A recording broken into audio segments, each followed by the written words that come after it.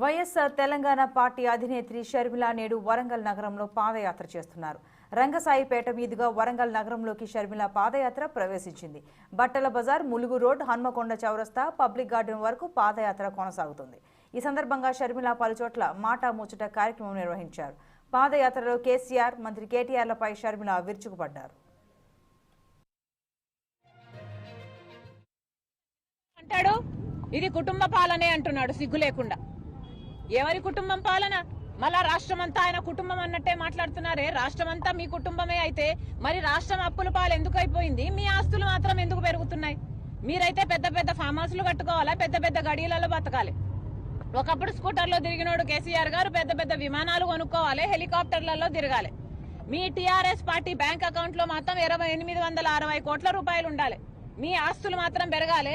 Kaleshwaram project అని, machine Bhagiratha project అని మీరు కమిషన్లు తీసుకోవాలి. మీ బిడ్డ లిక్కర్ స్కామ్ చేయాలి. మీ కొడుకు రియల్ ఎస్టేట్ స్కాములు చేయాలి.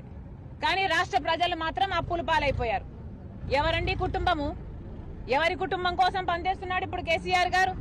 కేసీఆర్ గారికే కాదు, కేసీఆర్ కొడుకు, బిడ్డ, అల్లుడు, మేనల్లుడు, ఇంకోడు అందరికీ పదవులు ఉన్నాయి కదా.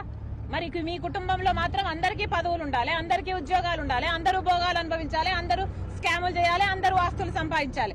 కానీ తెలంగాణ ప్రజలు మాత్రం అప్పుల పాలైపోవాలి, ఆత్మహత్యలు చేసుకోవాలి, ఆగమైపోవాలి. ఇదేనా బంగారు తెలంగాణ? ఎవరిని బుకాయిస్తున్నారండి?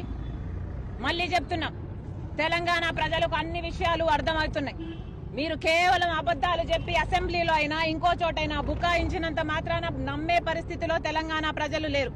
తెలంగాణ ప్రజలకు గ్రౌండ్ మీద అర్థమవుతున్న రియాలిటీ, మాకు గ్రౌండ్ మీద కనిపిస్తున్న రియాలిటీ, కేసీఆర్ గారు రుణమాఫీ